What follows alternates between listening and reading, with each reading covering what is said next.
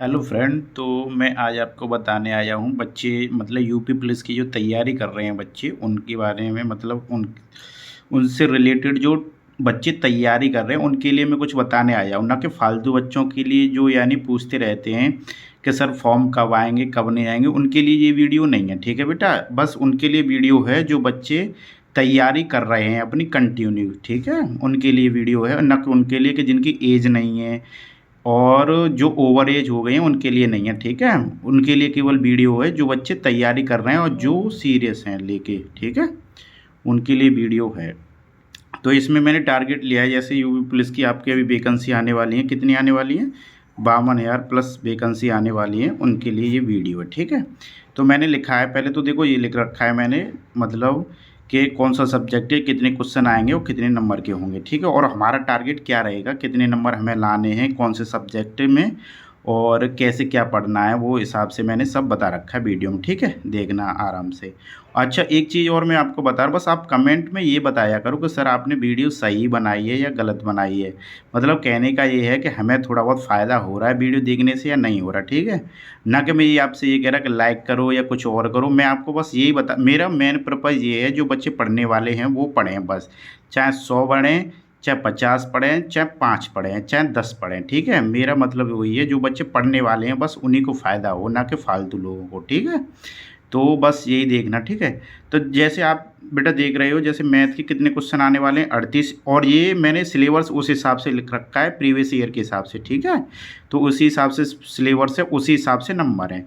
जैसे मैथ में आपके 38 क्वेश्चन आने हैं, रीजनिंग में आपके 37 क्वेश्चन आने हैं, और हिंदी में आपके 37 क्वेश्चन आने और जीके जीएस में 38 क्वेश्चन आने। ये मैं आपको पिछली वीडियो में बता चुका हूँ। इस वीडियो में मेरा मतलब ये है क्योंकि इन क्वेश्चनों को लेके मैं आगे आपको बताने वाला हूँ कैसे क्या करना है हमें, ठीक है। तो नंबर का तो पता ही है आपको कि एक क्वेश्चन 2 नंबर का होना ही होना है, ठीक है। तो और नेगेटिव भी है, इसमें नेगेटिव है आपकी 1/4 की नेगेटिव मार्किंग है, यानी 0.25 की नेगेटिव मार्किंग होने वाली है इसमें पेपर में, ठीक है। पहले नेगेटिव मार्किंग नहीं होती थी लेकिन अब स्टार्ट कर दिया 41,000 से, ठीक है। और हाँ, ये बात आप ध्यान रखना, अब आपका एक मतलब नया मतलब परीक्षा करने का तरीका चेंज किया गया है, हाइब्रिड मोड बताया जा रहा है। तो उसमें ऑनलाइन भी होगा और ऑफलाइन भी, ठीक है। तो आप उस हिसाब से तैयारी करके चलना बेटा, ऑनलाइन भी और ऑफलाइन के हिसाब से, ठीक है। तो उसमें ये होता है हाइब्रिड मोड में, जैसे बताया जा रहा है कि हाइब्रिड मोड कर रहे हैं, कि उसमें हाइब्रिड का मतलब ही यही होता है ऑनलाइन ऑफलाइन भी, तो ठीक है। उसी हिसाब से आप अपनी तैयारी करके चलना। और ये मैं बता रहा हूँ आपको प्रीवियस ईयर के हिसाब से कि कितने क्वेश्चन आए थे कितने क्वेश्चन नहीं आए थे पिछली साल, ठीक है। तो मैंने लिख रखा है, देखो जैसे मैथ में मैंने ये भी देखा कि पिछले हिसाब से कितने चैप्टर थे पिछले। देखो ज़्यादा हार्ड लेवल का मैथ नहीं आता और बच्चे इतना परेशान है मैथ को लेके, वो मुझे ही पता, क्योंकि कमेंट वगैरह करते रहते, ठीक है।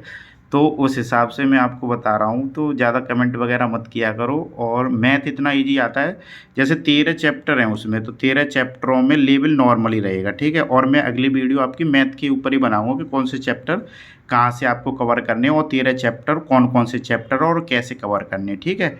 वैसे तो बच्चे बोल रहे कि सर आप ही करा दो, तो मैं सोच रहा हूँ आपके लिए इतना मैथ करा दूँ जितना पेपर मतलब पूछा जाता है, मतलब उसमें पेपर में, तो उसी हिसाब से कराऊंगा। ज़्यादा हार्ड लेवल का मैथ नहीं आता, ठीक है।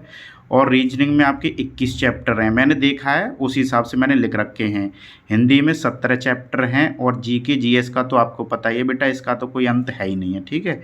तो इसमें आपको जीके मतलब लूसेंट वाली और करंट जीके भी पढ़नी होगी और यूपी की जीके भी पढ़नी होगी। स्टैटिक तो आपको पता ही है हर एग्जाम में आती है, ठीक है। और यूपी जीके में भी कुछ बच्चे पूछ रहे हैं कि यूपी जीके करंट की आती है, तो हाँ, करंट में जो यूपी में जो काम होंगे वो भी आती है। और करंट की और यूपी जीके की तो मैंने बता रखा है बच्चों को, अभी मत पढ़ो, जब एग्ज़ाम होगा हमारा उससे 2-3 महीने पहले से पढ़ लेंगे, ठीक है। अब इसी हिसाब से हम आगे देखते हैं, देखो क्या क्या कैसे कैसे क्या क्या पढ़ना है, ठीक है। तो जैसे ये लिख रखा है मैंने, ये वाला देखो सब्जेक्ट लिख रखा है, ये वाले जैसे मैथ है, हिंदी है और रीजनिंग है और आपकी जीके है, ठीक है। तो डेली का हमें रूटीन क्या बनाना है, जैसे मंडे से सैटरडे तक, क्योंकि संडे में मैंने मॉक वगैरह के लिए बताया है, तो उसी हिसाब से आप देख लेना, ठीक है। मॉक वगैरह का मैंने नीचे लिख रखा है, उसी हिसाब से बताऊँ मैं आपको अभी। सबसे पहले मैंने मैथ ही क्यों लिया, क्योंकि देखो मैथ में बच्चे ज़्यादा दिक्कत पा रहे हैं, तो इसीलिए मैंने मैथ को आप 1-1.5 से 2 घंटे पढ़ो, ठीक है। 3/2 को मतलब 1.5 घंटे डेली पढ़ना है, ठीक है। डेली मतलब मंडे से आपको सैटरडे तक डेली पढ़ना है, ठीक है। टाइम वगैरह का भी बता रखा कितने टाइम क्या पढ़े, वो तो वैसे आप अपने हिसाब से ही सेट कर लेना, लेकिन बच्चे इतने परेशान हो जाते हैं। और बार बार बता रहा हूँ मैं, ज़्यादा परेशान होने की ज़रूरत नहीं है, क्योंकि इतना टफ पेपर नहीं आता यूपी पुलिस का, क्योंकि आपको भी पता है पिछले प्रीवियस ईयर अगर आप पेपर देखोगे तो इतनी टफ नहीं है, ठीक है। और ना कि इतने, क्योंकि कॉन्स्टेबल का पेपर है उसी हिसाब से होगा, ना कि एसआई या कुछ कुछ मतलब, और एमटीएस के पेपर हैं और आपके सीजीएल के पेपर है, ना कि उस हिसाब से होगा। कांस्टेबल का पेपर है, कांस्टेबल के हिसाब से ही होगा, ठीक है।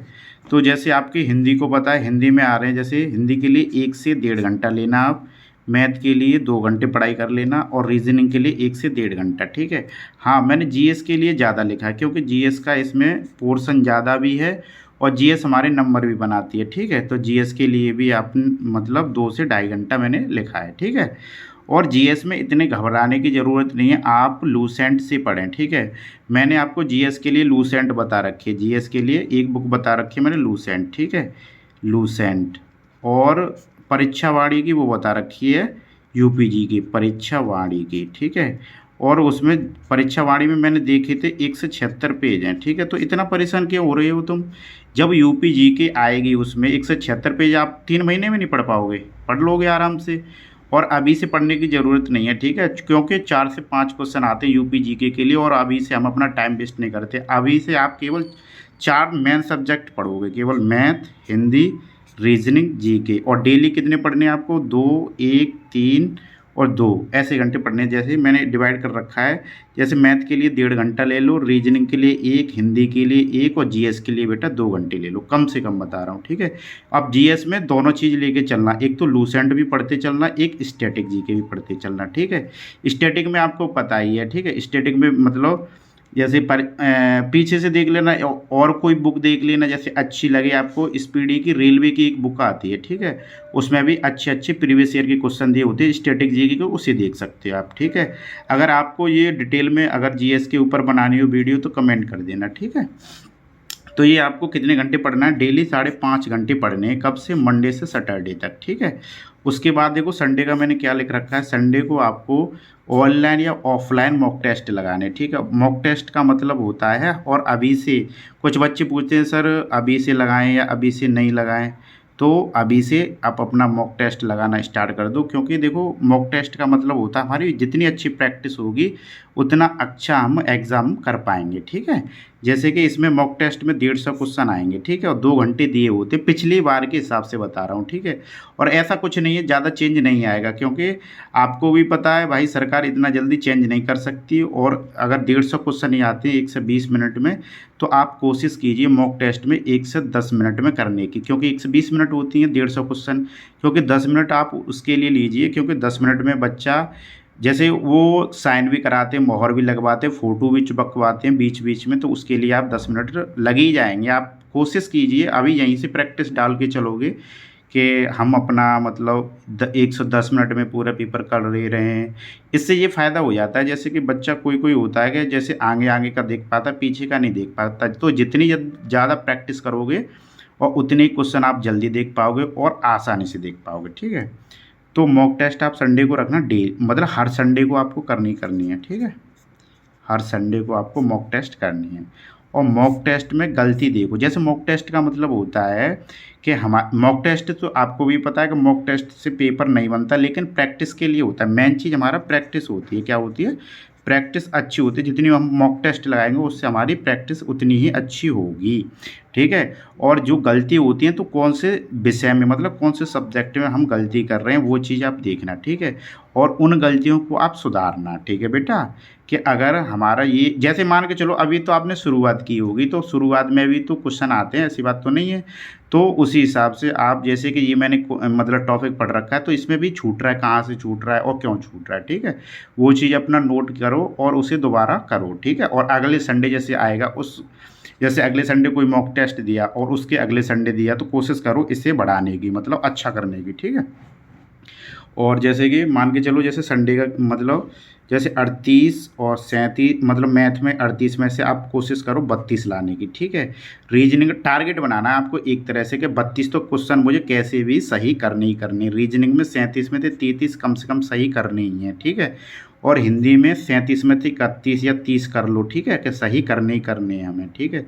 और जीएस के लिए मैंने 38 में से 27 लिख रखे हैं, आप चाहो तो यहाँ 25 भी कर सकते हो, ठीक है।